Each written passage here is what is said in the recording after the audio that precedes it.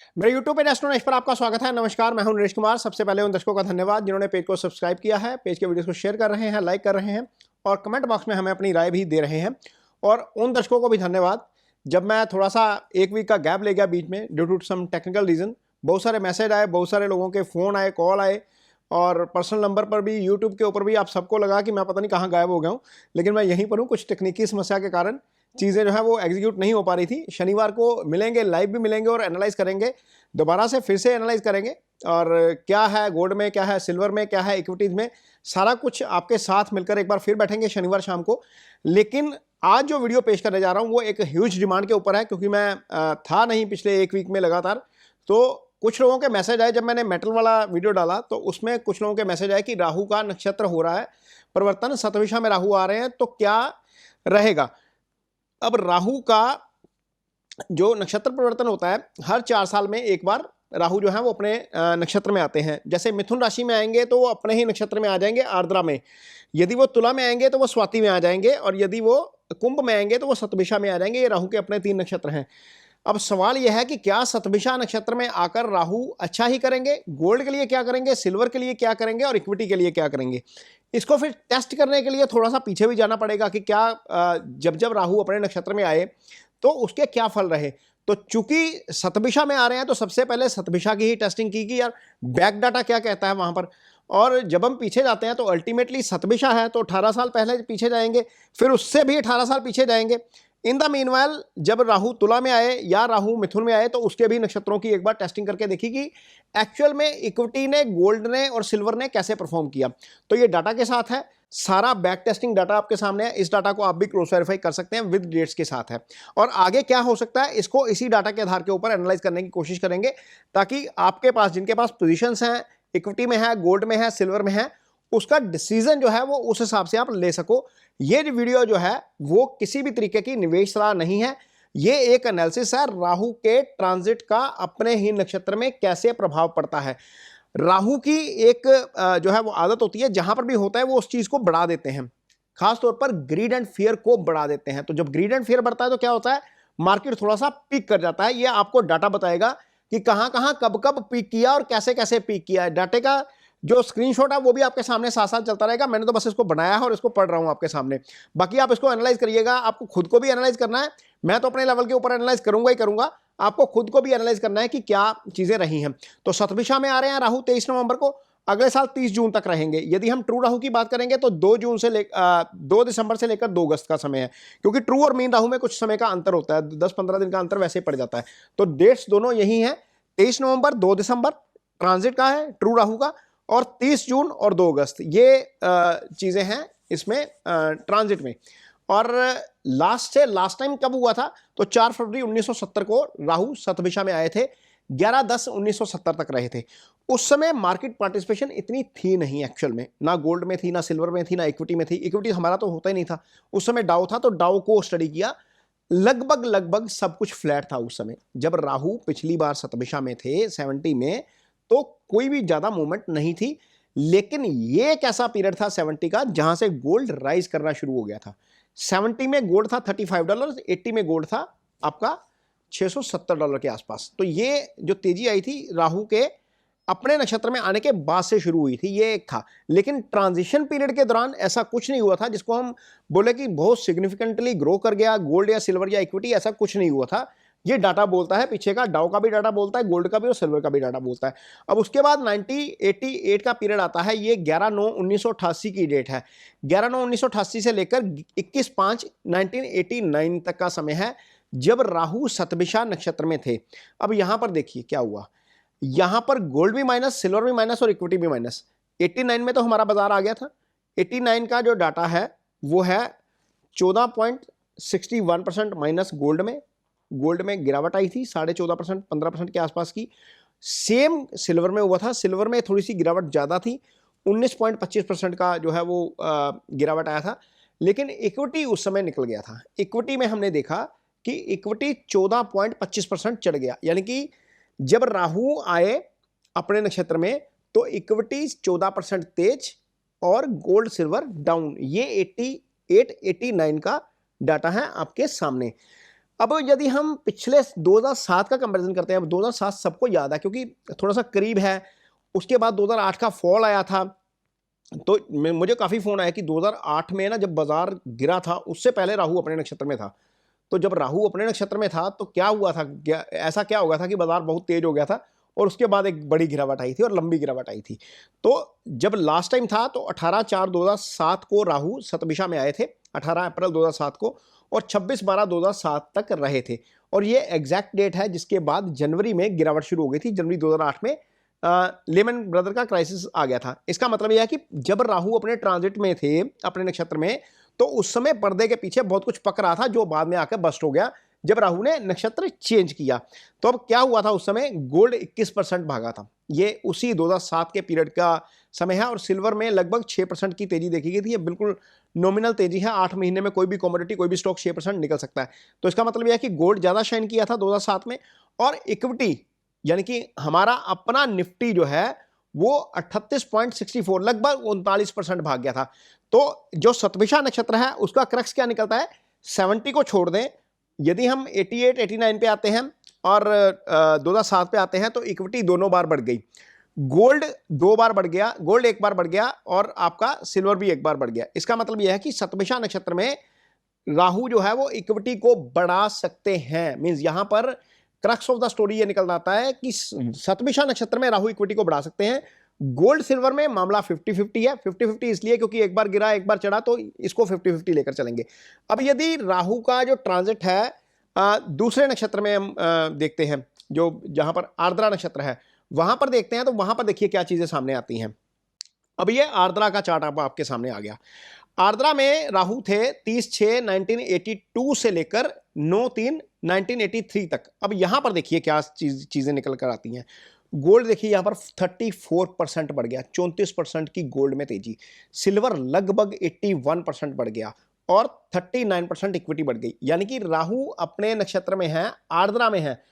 आर्द्रा नक्षत्र जो है वो मिथुन राशि में आता है, तो मिथुन राशि का राहु उच्च का हो जाता है। यहां पर यह भी थोड़ा सा समझना पड़ेगा कि राहु की इस पोजीशन में गोल्ड सिल्वर में तेजी क्यों है, इक्विटी में तेजी क्यों है और फिनोमिनल तेजी क्यों है। इतनी तेजी इसलिए है क्योंकि राहु यहां पर बुध की राशि में है, अपनी उच्च राशि में है और अपने ही नक्षत्र में है। तो यहां पर राहु ज्यादा आउट परफॉर्म कर जाते हैं। और अगला जो ट्रांजिट है आर्द्रा में वो था 4/2/2001 से लेकर, यानी कि 4 फरवरी 2001 से लेकर 14/10/2001 तक।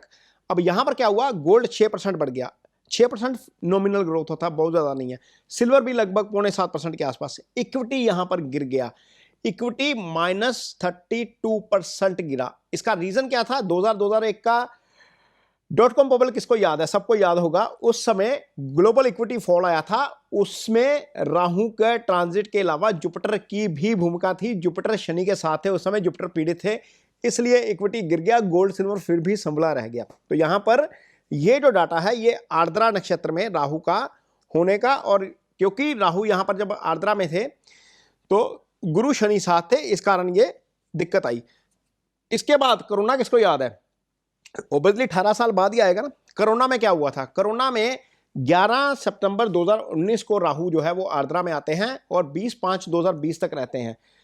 एग्जैक्ट डेट लगभग 23/5 थी, जहां से निफ्टी और इक्विटी दोबारा भाग गई थी, बहुत तेजी आई थी यहां से।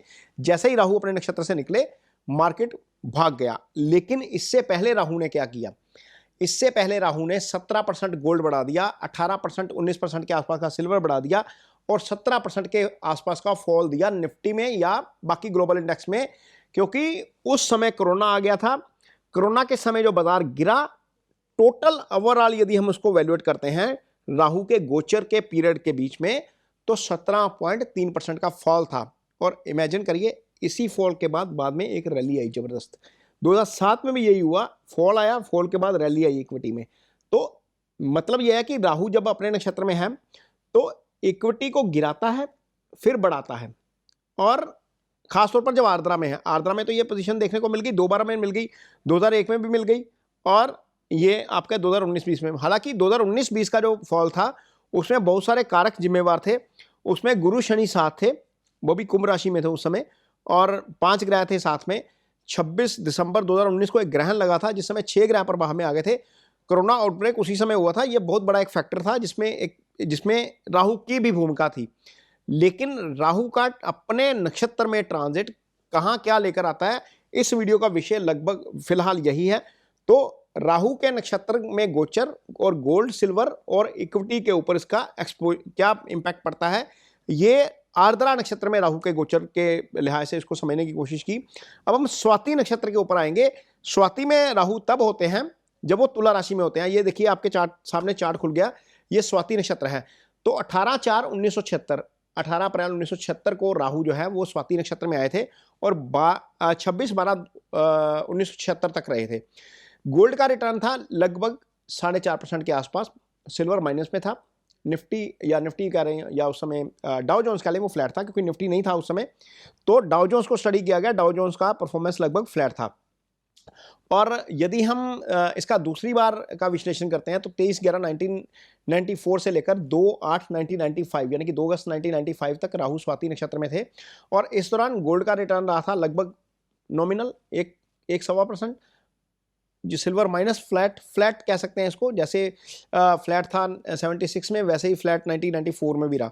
लेकिन इक्विटी यहाँ पर गिर गई, इक्विटी यहाँ पर 15.77% गिरी थी।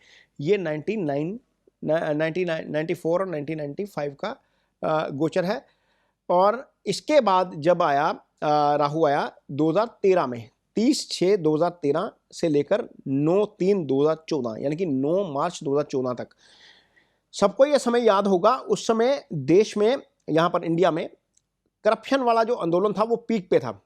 राहु ने ये काम किया था उस समय जब अपने नक्षत्र में था, तो जनता सड़कों पर थी। मनमोहन सिंह के खिलाफ यहाँ पर एक तरीके का बहुत बड़ा एजिटेशन हो गया था। उस समय केजरीवाल लाइमलाइट में आए थे, उस समय अन्ना हजारे लाइमलाइट में आए थे, और उस समय प्रधानमंत्री नरेंद्र मोदी भी लाइमलाइट में आए थे। इसी दौरान देश में इलेक्शन हो रहा था, इलेक्शन का प्रोसेस चल रहा था और इसके बाद सरकार आई थी। तो ये राहु का इम्पैक्ट था, जो सोशल इम्पैक्ट भी राहु देता है अपने नक्षत्र में आकर। तो गोल्ड इस समय क्या हुआ, गोल्ड इस समय 9% बढ़ा था, सिल्वर इस समय लगभग 7.5% बढ़ा था, इक्विटी इस दौरान लगभग 11.72 यानी कि लगभग 11.25% बढ़ी थी। तो यदि हम इसको टोटल को एनालाइज करते हैं ना, राहु का अपने नक्षत्र में गोचर, भले वो स्वाति में है, भले वो आर्द्रा में है, भले वो शतभिषा में है, तो मोटे तौर पर यह समझ आता है कि गोल्ड के लिए तो ये अच्छा ही रहता है। यदि मैं अपने एडिटर को कहूँगा कि एक बार सारे चार्ट एक लाइन में लगाकर, मैं जब ये वीडियो शूट कर रहा हूँ तो मैं ये एडिटर के लिए भी एक मैसेज है कि सारे चार्ट एक लाइन में लगाकर कोशिश की जाए कि समझाया जाए कि राहु का स्वाति में, राहु का आर्द्रा में, राहु का शतभिषा में एक लाइन में दिखाया जाए कि गोचर कैसा रहता है गोल्ड के लिए, सिल्वर के लिए और इक्विटी के लिए। और मोटे तौर पर यह समझ में आता है कि राहु गोल्ड के लिए अच्छा फल करके जाता है मोटे तौर पर, लार्जली। लेकिन यह नहीं है कि यदि ये 8 महीने का गोचर है तो गोल्ड सिर्फ एक तरफा भागेगा। ये वोलेटाइल पोजीशन देता है, जहां तक मैंने चार्ट चेक किए हैं ये वोलेटाइल पोजीशन देता है, लेकिन एंड अप ये करता है पॉजिटिव साइड में। 9 से 8 बार ऐसा हुआ है, 9 से 8 बार ऐसा हुआ है। एक बार फ्लैट था जो 1970 वाला हमने चार्ट चेक किया है। 9 में से 8 या 7 बार ऐसा ही हुआ कि गोल्ड आपका ठीक था। सिल्वर के मामले में भी पॉजिटिव रिटर्न है, बहुत ज़्यादा नहीं है, नेगेटिव नहीं है। ये जो स्वाति वाला नक्षत्र है इसमें फ्लैट रिजल्ट है, एक पीछे फ्लैट रिजल्ट था। अदरवाइज 5 बार मैं इसको देखता हूँ तो 5 बार सिल्वर भी पॉजिटिव था। इक्विटी में भी हमें ज़्यादा चीज़ें जो है वो पॉजिटिव नज़र आती हैं। इक्विटी में हालांकि 4 या 5 बार इक्विटी में भी आपको पॉजिटिव रिजल्ट मिलता है। लेकिन रिजल्ट किसे मिलता है, जो सामान को होल्ड कर लेता है, जो कैश बाय पोजीशन में बैठता है। एमसीएक्स वाले को रिजल्ट यहाँ पर नहीं मिलेगा। यहाँ पर इतना फ्लक्चुएशन होगा कि एमसीएक्स वाला या मार्जिन पे ट्रेड करने वाला इंसान फंस जाएगा या ट्रेडर फंस जाएगा। तो राहु ग्रीड ज़्यादा बढ़ा देता है, फेयर ज़्यादा बढ़ा देता है। फेयर में पोजीशन कटती हैं, ऊपर जाता है, फिर नीचे आता है, फिर वहाँ पर आपको नुकसान होता है। तो जब राहु चल रहा है, खास तौर पर वो लोग जो इंट्राडे में ट्रेड करते हैं, जो मार्केट में डेली कमाई करने के लिए आते हैं, जिनको लगता है कि आज ट्रेड नहीं करेंगे तो आज खाना हजम नहीं होगा, उनके लिए ये है। क्योंकि मेरे पास बहुत सारे ऐसे लोग हैं जिनके मुझे फ़ोन आते हैं, सर आज ट्रेड कौन सा ले, मीन बता रहे हैं, पता लग रहा है कि आज ट्रेड नहीं बनता, तो भी पूछा जाता है कि आज ट्रेड कौन सा लें। तो ये उन लोगों के लिए खास तौर पर है कि आप जबरदस्ती का ट्रेड मत करिएगा इस पीरियड के दौरान, क्योंकि इस पीरियड के दौरान यदि राहु का इंपैक्ट दुनिया पे हो रहा है तो आपके ऊपर भी अल्टीमेटली उसका इंपैक्ट होगा। तो कोशिश करिए, जिनका पोजीशन कैश में होगा, जिनका पोजीशन मान लीजिए आपके पास 100 रुपया है, ईटीएफ में 100 डाला हुआ है, तो अल्टीमेटली एंड अप पॉजिटिव ही निकलेगा। यहाँ पर नेगेटिव निकलने का सवाल नहीं बन रहा, क्योंकि गोल्ड में तो खासतौर पर जो हिस्टोरिकल डाटा बता रहा है वो यही बता रहा है। अब सिल्वर में डाइसी हो सकता है, थोड़ा सा हो सकता है कि वो ऊपर जाए। मेजोरिटी ऑफ टाइम सिल्वर ऊपर है, इक्विटी भी मेजोरिटी ऑफ टाइम ऊपर है, फ्लक्चुएशन के साथ ऊपर है, लेकिन ठीक है, परफेक्टली फाइन, ये हो जाएगा, कोई दिक्कत की बात नहीं है। तो ये कोशिश की है हमने राहु का अपने नक्षत्र में जब गोचर होता है तो राहु कैसा परफॉर्म करते हैं गोल्ड, सिल्वर और इक्विटी के लिए, ये अपने लेवल पर समझाने की और उसको एनालाइज करने की। आपको ये वीडियो कैसा लगा, आपका अपना ओपिनियन क्या है इसके ऊपर, ये कमेंट बॉक्स में जरूर बताइएगा। यदि अच्छा लगे तो इसे शेयर जरूर करिए, पेज को सब्सक्राइब जरूर करिए। इसके साथ ही मुझे दीजिए इजाजत, नमस्कार।